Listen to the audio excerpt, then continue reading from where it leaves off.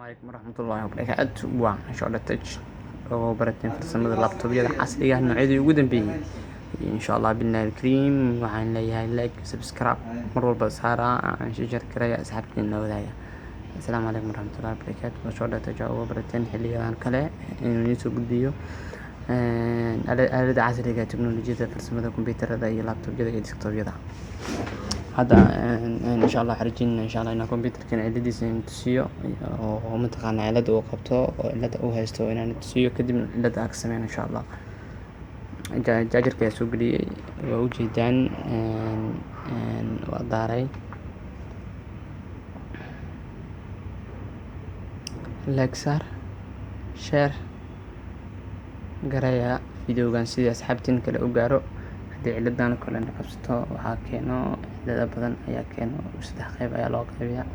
inay tahay virus kombiyuutarkaaga ku dhacay inay tahay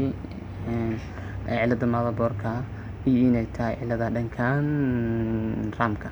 sidaas ciladood ayaa laga sheekeynaa insha Allah billahi kareem yaa qaara wixii dambe insha Allah inuu soo celin doona asxaabtiin sidii kale